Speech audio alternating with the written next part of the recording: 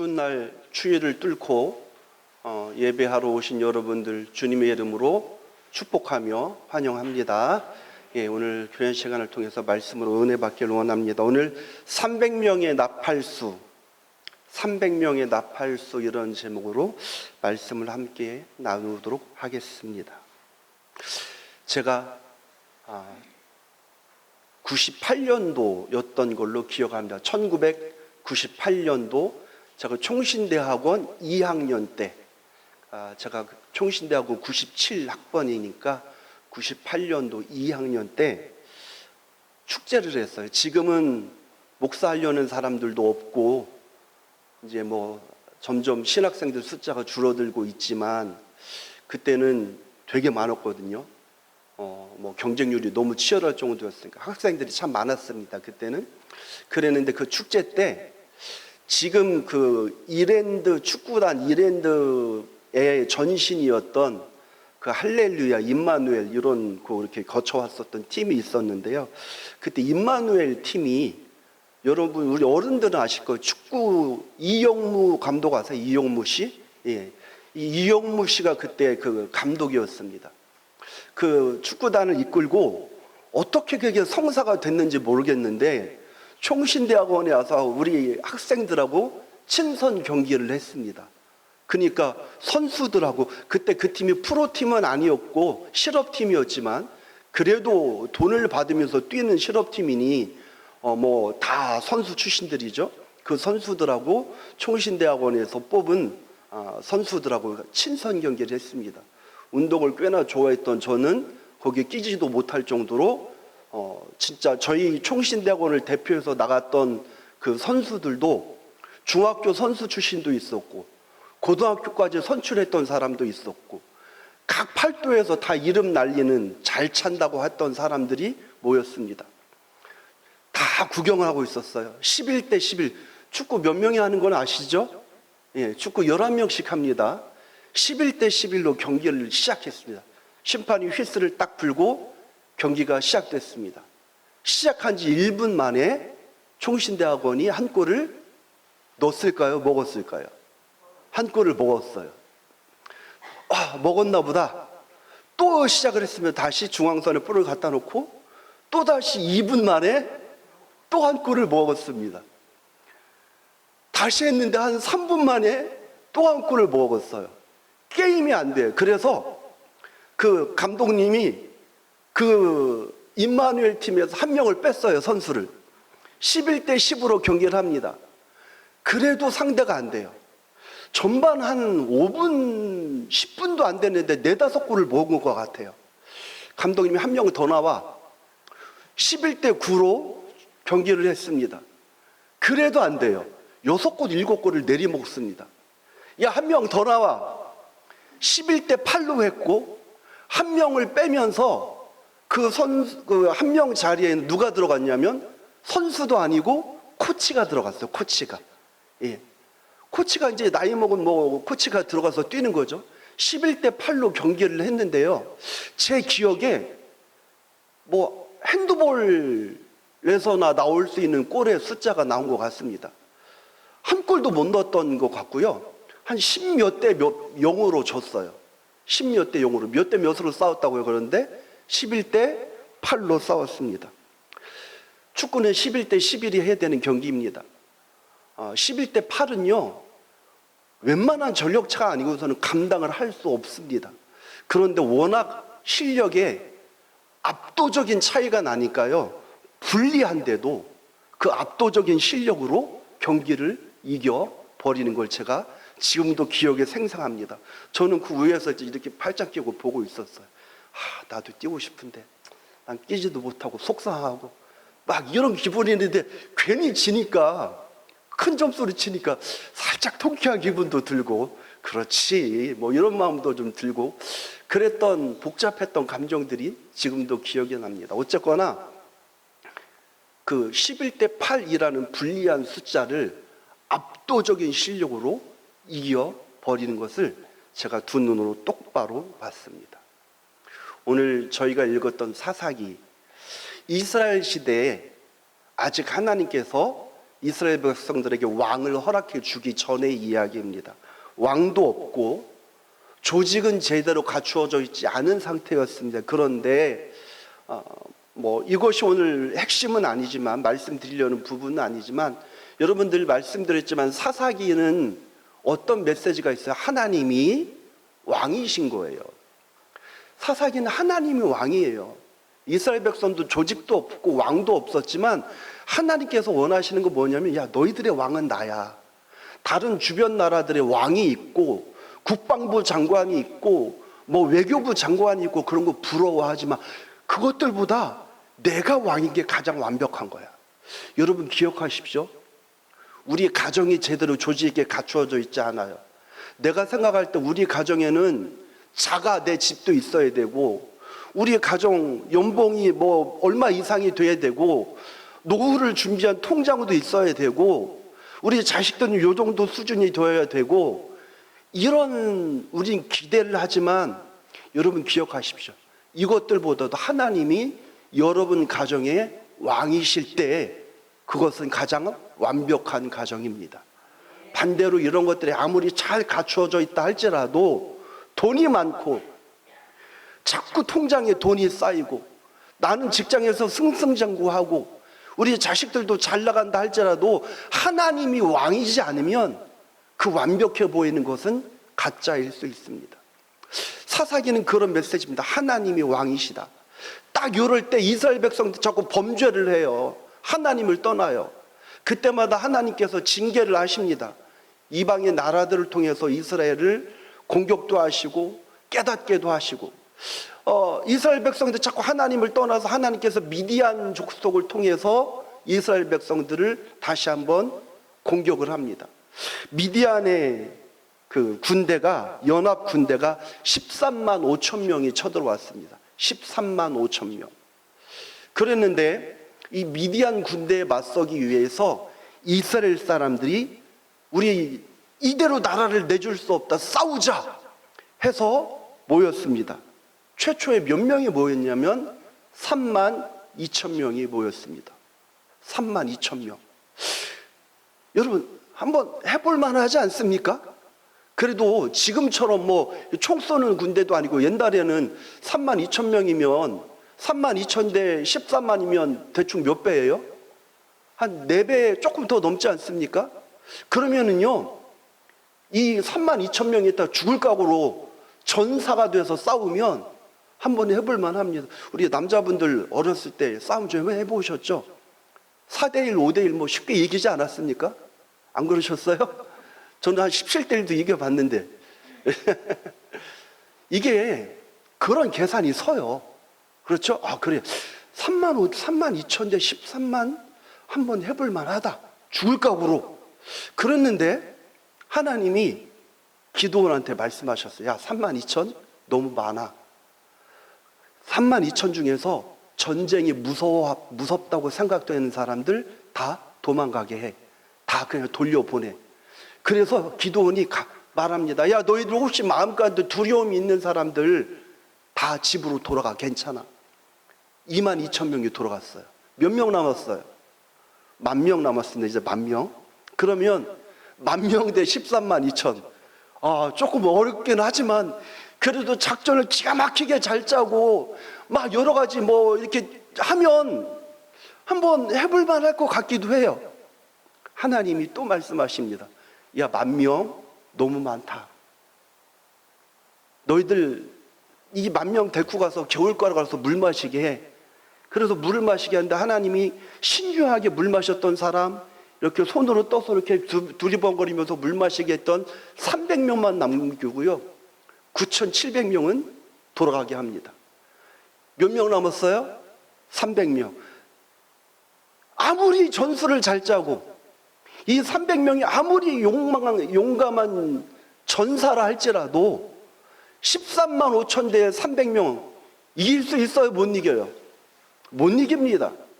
근데 하나님은 오늘 설교의 제목처럼 300명만 남기셨습니다. 300명. 어떤 분은 뭐 이렇게 해석하는 사람도 있습니다. 그 물 마시는 사람들 중에 막 벌컥벌컥 마셨던 사람은 신중하지 않은 사람들이고, 물을 떠서 마셨던 사람들은 신중한 사람들이야. 그래서 그런 사람들만 남기게 한 거야. 뭐 이런 해석도 그렇게 틀렸다고 뭐 억지스럽다고 말할 수는 없지만, 핵심은 그게 아니에요.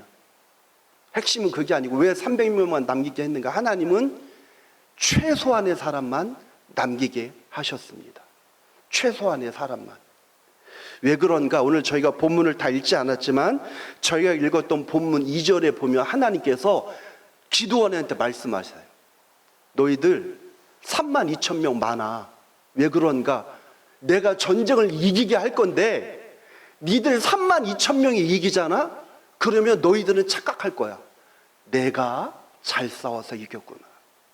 내가 작전을 잘 짜서, 내가 용맹해서 내가 4명 죽였어. 일당 4야, 일당 5야. 이렇게 생각할 거야, 너희들은. 그러니 이거 많아.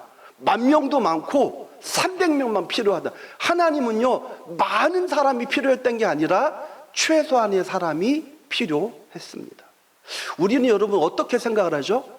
많으면 많을수록 좋다고 생각을 합니다. 물론 이게 일상적인 세상에선 통합니다. 많으면 많을수록 좋아요. 여러분, 돈은 많으면 좋아요, 적으면 좋아요? 많으면 좋습니다. 저희가 연말에 재정결산 했지만 올해는 2배가 되면 얼마나 좋을까요? 그렇죠? 돈은 많으면 좋아요. 사람도 지금 저희가 이렇게 앉아있지만 오늘 이쪽에 많이 앉으시는 분들이 비었는데 다 차면 얼마나 좋을까요? 예배 드리는 분들도 더 좀 이렇게 뭔가 신나고, 설교자인 저도 또 은혜롭게 말씀을 전해야 되지만 또 신도 날 것 같아요. 세상에서는 많으면 많을수록 좋다고 하는데 하나님은요, 때로 적은 게 좋다고 하실 때도 있어요. 적은 게 좋다고 하실 때도 있습니다. 하나님은 최소한의 숫자를 원하셨습니다. 그래서 300명만 남게 하셨습니다. 자, 이제 불리한 게임이 시작됐습니다. 불리해도 너무너무 불리한 게임이에요. 13만 대 3만 하면 해볼만 했는데 13만 대 300으로 줄었으니 완전히 게임이 안 돼요. 그런데 하나님이 이 불리한 게임을 우리가 다 아는 대로 승리로 이끌어 가십니다.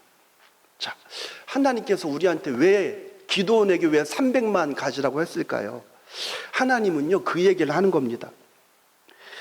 하나님의 능력이 너희와 함께 할 때 너희는 모든 것을 할 수 있어. 너희는 너희의 힘으로 사는 것이 아니라 하나님을 의지하고 하나님의 능력으로 살아가는 사람들이야. 이게 하나님 나라 백성의 삶의 원리라는 걸 알려주는 거예요. 내 힘이 아니에요. 내가 가진 돈, 내가 가진 달란트, 내가 가진 권세, 내가 가진 어떤 힘으로 살아가는 게 아니라 하나님의 능력으로 살아가고, 그렇게 고백하는 사람들의 삶의 방식이 하나님 백성의 삶의 방식이라는 겁니다. 이거를 알려줬던 것이고, 저와 여러분은 이 마음을, 이 원리를 우리 삶 가운데 적용시켜야 합니다. 그래서 하나님께서 이스라엘 백성들을 이제 인도하시는데 누가 꿈을 꿨어요. 어떤 꿈을 꿨냐면 기드온한테 말합니다. 아니, 내가 꿈을 꿨는데 보리떡 하나가 미디안 군대로 굴러 들어오는 거야. 그리고 그 미디안 군대의 장막을 보리떡 하나가 굴러다니면서 장막을 다 무너뜨렸어 라고 꿈을 이야기합니다. 여러분, 보리떡은요, 가난한 자들의 음식입니다. 가장 가난한 자들의 음식. 그런데 가난한 자들이 먹던 음식이 들어와서 군대를 무너뜨려요. 하나님의 능력에 붙들리니까, 하나님이 함께 하시니까, 하나님의 능력을 의지하니까 연약한 자가, 가난한 자가 군대를 무너뜨릴 수 있다는 걸 하나님께서 보여주신 겁니다. 하나님이 연약한 자를 사용하셔서 이기게 하셨습니다. 자, 이 꿈을 먼저 기드온이 알게 됐습니다. 그리고 이제 하나님께서 기드온한테 싸우는 방식을 알려주셨어요. 여러분, 전쟁은 어떻게 하는 게 전쟁이죠? 뭐를 들어야 돼요? 지금은 총을 들지만 이 시대엔 전쟁 뭐를 들어야 됩니까? 칼과 창과 방패 들고, 안 되면 돌멩이라도 들어야죠. 우리나라 막 조선시대 때 침략받은 역사들 보면 우리나라가 워낙 그냥 서로 그냥 당쟁이나 하고 자기들끼리 이편 저편 나눠가지고 싸움하느라 준비 하나도 안 돼 있고 할 때 일본이 쳐들어오고 중국이 쳐들어오니까 속수무책이잖아요. 그러면 그때 피 봤던 사람들 다 백성들 아닙니까? 백성들이 그 아줌마들이 나와서 뭐 가지고 싸웠어요? 칼이 없으니까 돌멩이 갖다가 돌멩이로 싸웠지 않습니까? 그렇게 해서 싸워야죠. 근데 하나님은 뭐를 준비시켰는지 아세요? 그 300명한테 횃불과 항아리를 준비시켰습니다. 아니, 전쟁을 하는데 칼과 창이 아니고요, 횃불과 항아리를 들라는 겁니다. 이게 뭡니까, 여러분? 아니, 내가 하나님 의지하니까, 하나님 믿으니까, 그래 300명까지는 어떻게 제가 양보할 수 있어요? 그 하나님이 능력 주신다고 했으니까. 그러면 어떤 기대하죠? 야, 하나님이 300으로 줄었으면 김유신 목사한테 하나님이 뿅 하고 능력을 주셔가지고 영화에 나오는 막 슈퍼맨처럼, 아이언맨처럼, 캡틴 아메리카처럼 일당 100으로 막 싸울 수 있는 능력을 주시겠구나, 이런 기대할 건데 하나님은 그 방법이 아니라는 거예요. 뭐라고 그러죠? 야, 싸우지 마. 그리고 밤에 몰래 쳐들어가가지고 나팔 불고 소리 지르고 항아리를 깨뜨려. 이건 전쟁이 아니잖아요. 근데 하나님은 그렇게 하라고 말씀하십니다. 그리고 이스라엘 백성들은 하나님의 그 명령에 따라서 그 미디안 진영의 세대로 300명의 3명을 세조로 나누는 한 팀에 몇 명이에요? 100명씩 세 팀이 가가지고요, 뭐 했냐면 13만이 모여있는 그 미디안의 적진에 들어가가지고 항아리 깨뜨리고 나팔 불고 소리 지른 거예요. 그랬더니 이 잠자고 있던 미디안 백성들이, 미디안 군사들이 갑자기 기습인 줄 알고 난리가 나가지고 자기들끼리 막 밤에 안 보이니까 자기들끼리 찌르고 난리가 난 거예요. 그래서 미디안 백성은 군대가 패하고 도망을 갑니다. 오늘 저희가 읽었던 본문에 이스라엘 사람들이 납달리와 아셀과 므낫세부터 부름을 받고 미디안을 추격하였더라. 미디안은 도망가요. 적군이 도망했다고 그러잖아요. 온 진영에서 친구끼리 칼로 치게 하심으로 적군이 도망했다. 하나님께서 이렇게 해서 이스라엘 백성들을 승리로 이끌어 주셨습니다. 자, 여러분, 나팔 불고 항아리를 깨트리라고 합니다. 오늘 설교의 제목이 뭡니까? 300명의 전사여야 맞지 않아요? 여러분, 그 유명한 300이라는 영화가 있습니다. 오래된 영화예요. 아주 그냥 그 스파르타의 강인한 군사들, 거기에 나오는 모든 배우들이 막 온몸이 근육질이에요. 근데 그 스파르타의 군사들의 300명이요 엄청난 군대를 물리칩니다. 그런 전사들 나와야 되지 않아요? 근데 300명의 전사가 아니고 300명의 나팔수입니다. 우리는 때로 하나님의 방식에 동의하지 못할 때가 있습니다. 하나님, 이게 뭡니까? 지금 우리 집에 필요한 건, 지금 저한테 필요한 건 이게 아니에요, 하나님. 근데 하나님은 자꾸 나팔을 불래요. 이거 무슨 말인지 아세요, 여러분? 여러분의 삶이 지금 턱 밑까지 찼어요. 내 숨이 지금 여기까지 올라서 숨 쉴 수가 없어요. 근데 하나님은 여전히 우리한테 무슨 말씀하시냐면, 때로 너는 거룩한 그리스도인이 되라는 거예요. 아니, 거룩은커녕 내가 지금 하루하루 살기에 바빠요. 사기라도 쳐서 먹고 살아야 되고 거짓말을 하고 뒤통수를 쳐서라도 돈을 벌어야 되는데, 하나님 그때 무슨 말씀을 자꾸 주시냐면 믿음으로 거룩하게 양심적으로 살아가라는 거예요. 이 방식이 동의되지 않을 때가 있어요. 야, 너는 예배자가 돼. 아니, 스트레스 받아 죽겠어요. 일주일 내내 직장에서 시달리고 힘들고 지금 내가 쉬어줘도 모자를 파네. 하나님은 자꾸 목사의 말씀을 통해서 또 하나님께서 마음에 주시고 할 때 너 예배자가 되라는 거야. 주일학 거기 열방교회 가가지고 예배당에 앉아서 예배 드리래요. 말씀대로 살래요. 이게 우리 마음 가운데 때로는 나한테 적합하지 않다고 느껴질 때가 있습니다. 항아리를 깨트리라고요? 나팔을 불라고요? 기도하라고요. 하나님, 지금 저한테 필요한 건 기도가 아니고요, 나가서 돈 버는 거예요. 하나님, 지금 저한테 필요한 건 이 자리에 앉아서 예배 드리는 게 아니고요, 나가가지고 저를 도와줄 만한 어떤 사람한테 손 벌리고 돈 좀 달라고 하는 거예요. 근데 하나님은 아니야, 너 가서 기도해, 너 예배 드려 라고 말씀을 하실 때가 있습니다. 근데 여러분 아시죠? 이게 맞습니다. 하나님의 말씀대로 순종하는 여러분이 되시길 바랍니다. 하나님은 300명을 통해서 전사가 돼서 싸우러 하게 한 게 아니고요, 나팔을 불라고 말씀하셨습니다. 왜? 그렇게 할 때 하나님이 역사하십니다. 하나님의 역사는요, 이렇게 나타나는 거예요. 물론 내가 할 수 있는 최선은 다해야 합니다. 그런데 우리가 내 힘으로 안 될 때가 너무너무 많아요. 여러분, 인생 가운데 내 힘으로 안 되는 데 얼마나 우리 어른들은 잘 아실 거예요. 살아오면, 내가 인생을 살면 내 힘으로 안 될 때가 정말 많지 않습니까? 내가 돈도 충분히 확보했다고 생각을 했는데 어떨 때는 돈으로 막을 수 없는 일이 생기고요, 내가 충분히 건강을 내가 다 유지했는데 내 건강이 어떻게 할 수 없는 때가 생깁니다. 내가 다 부족함이 없는데 자녀들 때문에 문제가 툭툭 터져요. 가정에 어려운 일이 생겨요. 감당이 안 될 때가 있어요. 이때 우리가 붙들 수 있는 게 뭐죠? 하나님의 은혜입니다. 이게 믿음이라는 거예요. 그래서 하나님은 우리한테 때로는 나팔을 불라고 말씀하십니다. 야, 너 힘들지만, 삶이 벅차지만, 인생이 고달프지만 너는 내 명령에 따라서 나팔을 부는 사람이 돼. 그러면 네가 나팔을 불면 다음은 내가 일할게. 이게 하나님의 방식입니다. 기드온은 불리한 상황을 이겼습니다.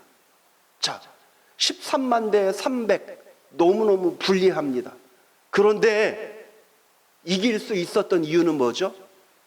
표면적으로 불리했지만 기드온은 누구의 편에 섰어요? 하나님 편에 섰습니다. 여러분, 인생 가운데 가장 불리한 게 뭔지 아세요? 내가 돈이 없는 게 불리한 게 아니에요. 우리 남편의 연봉이 우스워요. 우리 자녀들이 뜻대로 안 돼요.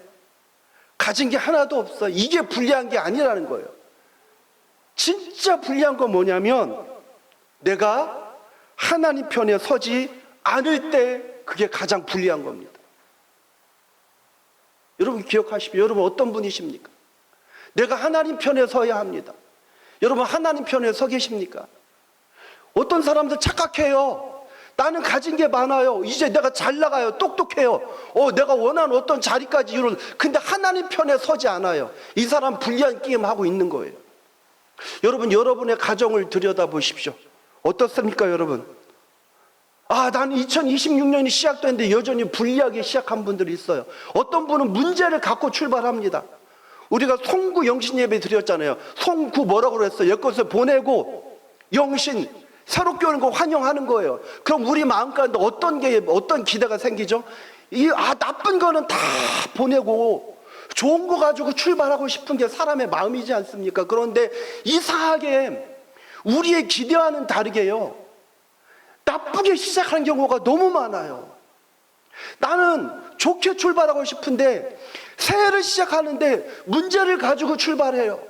경제적인 아픔을 가지고 출발해요. 질병의 문제를 가지고 출발하는 사람들이 있어요. 불리하게 시작을 합니다. 아니, 새해뿐만 아니라 제가 보면 어떤 사람들은요, 평생 불리하게 사는 사람들이 있어요. 근데 괜찮다는 겁니다. 어떨 때? 내가 하나님 편에 서 있을 때. 여러분, 내 인생이 불리하다고 생각되는 분 계십니까? 하나님 편에 서시길 바랍니다. 이게 핵심인 거예요. 어떤 사람은 금수저로 태어났어요. 금수저로. 그래서 막 부모님으로도 다 가지고 다 누리고, 반대로 나는요, 흙수저예요. 흙수저에서도 완전히 그냥 너무 터무니없어요. 이거 가지고 결정되는 게 아니라는 겁니다. 믿음의 자리에 하나님 편에 설 때 하나님께서 여러분의 그 불리함을 이기게 하시고 극복하게 하실 줄로 믿습니다. 이게 하나님의 방식이에요. 하나님의 방식. 그러니 한 성경은 이야기합니다. 하나님은 300명의 나팔수를 들어서 썼습니다. 여러분, 나팔을 불라고 전쟁터에 내보내지 않습니다. 그런데 하나님은 나팔을 불라고 하셨습니다. 하나님, 제가요, 우리 교회에서 이런 일 하려고 교회 온 게 아니에요. 여기 보면 어떤 분 능력도 있고 은사도 있고 뭐 저한테 말씀 안 하시겠지만 잘 나가는 분도 있을 수도 있고 돈 많은 사람도 있을 수도 있고, 여러분 혹시 그런 생각 안 드세요? 나는 이 조그마한 교회에서 나 이런 일 하려고 여기 온 거 아닌데?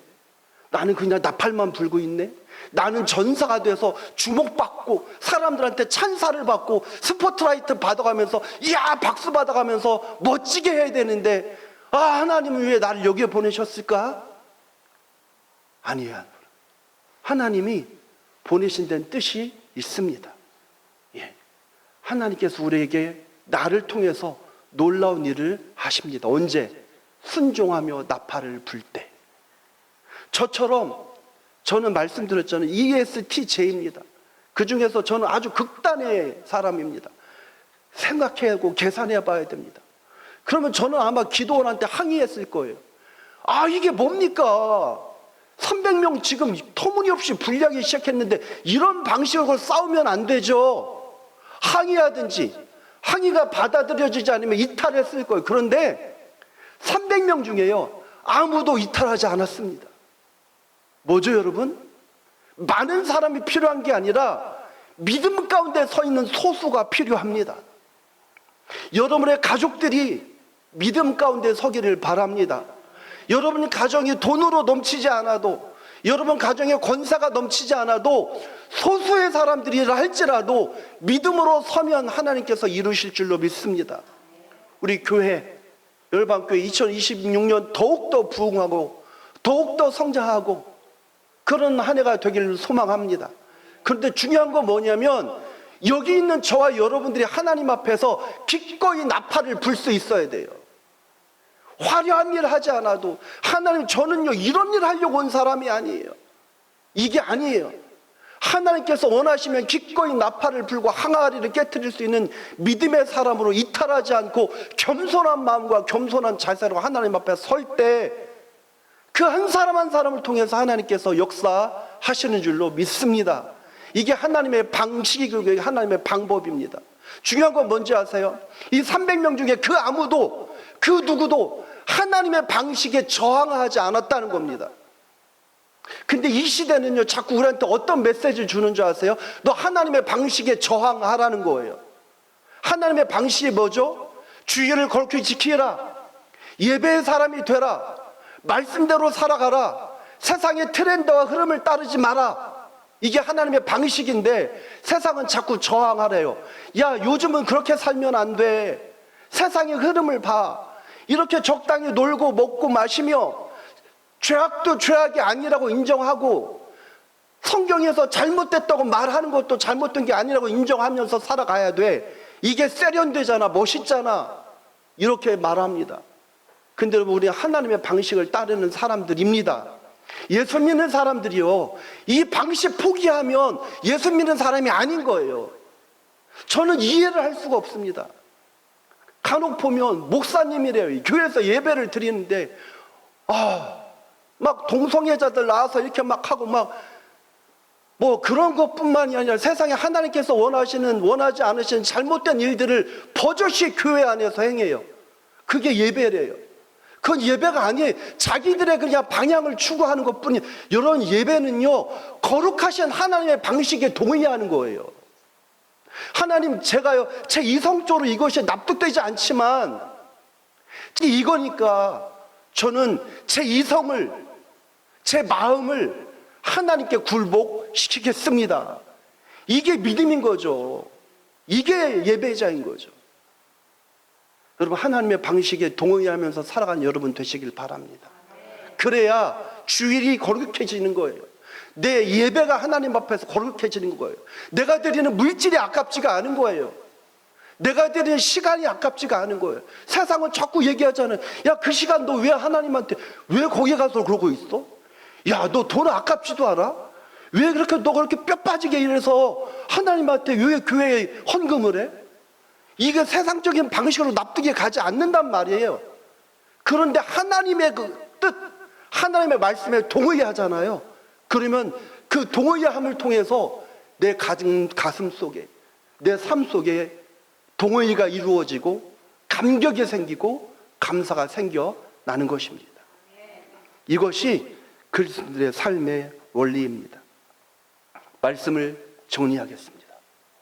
하나님께서 소수의 사람을 통해서 일하셨습니다. 그리고 하나님의 방식으로 일하셨어요. 여러분, 내가 가신 것이 적다고, 나는 흙수저로 태어났다고, 나는 별 볼 일 없다고, 우리 가정에 아무것도 없다고 낙심하지 마십시오. 나는 불리해, 나는 늘 불리한 입장에 있었어. 그러나 하나님 편에 서시길 바랍니다. 불리함을 극복하는 가장 완벽한 방법은 내가 하나님 편에 서는 것입니다. 우리 교회도 마찬가지입니다. 객관적으로 보면 월세를 살고 계단도 없고 빨리 2층이고 빨리 단독 건물로 가면 좋겠지만, 이런저런 핑계가 아니라 하나님이 하나님의 방식으로 일할 때, 명령하실 때 저와 여러분 거기에 순종하면 하나님께서 일하실 줄로 믿습니다. 놀라운 하나님의 비전을 보여주실 겁니다. 저는 자꾸 요즘에 가슴이 두근두근 할 때가 있습니다. 물론 목사만의 마음일 수도 있어요. 저는 이 마음을 성도들이 다 같이 공유하길 원합니다. 저는 막 다니면 어디를 가도 교회 자리만 보이는 거예요. 교회만 보이는 거예요. 야, 우리 교회 이랬으면 좋겠다. 제가 여기 앞에 있는 헬스장을 가는데요, 어제 혼자서 제가 피식 웃었습니다. 헬스장에 갔는데 헬스장 안에 아주 조그마한 그 몸 푸는 스트레칭하는 공간이 있어요. 한 4-5평 정도밖에 되지 않아요. 근데 그 안에 보니까 이렇게 의자도 하나 있고 이렇게 아늑한 거예요. 그래서 제 마음 가운데, 야, 나중에 우리 교회를 지면 이런 공간들이 한 3-4개, 4-5개 있으면 거기에 가서 아이들은 와서 평일에 공부도 하고 거기서 차도 마시고 얼마나 좋을까. 아니, 헬스장에 가서 그거 생각을 하고 있는데 제가 웃긴데 한편으로 마음에 너무 기대가 되는 겁니다. 우리는 나도, 가정도, 교회도 자꾸 핑계를 댑니다. 여러분, 가장 중요한 것은요, 내가 무엇을 가졌느냐가 아닙니다. 내가 누구 편에 서 있는가, 내가 누구의 말씀에 동의하는가입니다. 여러분, 하나님의 말씀에 동의하면서 살아가는 이 한 해가 되셔야 합니다. 세상은 자꾸 말합니다. 야, 동의하지 마. 그거 뭐가 좋아? 이게 세상의 트렌드야. 아니에요, 여러분. 다시 한번 말씀드립니다. 예수를 믿는다는 것은, 신앙생활을 한다는 것은 하나님의 말씀에 동의하면서 거기에 나를 굴복시키는 것입니다. 하나님 편에 서시니, 그래서 여러분의 가정과 개인과 우리 교회가 하나님의 은혜를 마음껏 받아 누릴 수 있는 2026년 이 한 해 되시기를 주님의 이름으로 축원합니다. 하나님 아버지, 감사합니다. 연약한 우리, 부족한 우리를 하나님께서 불러주셨습니다. 하나님,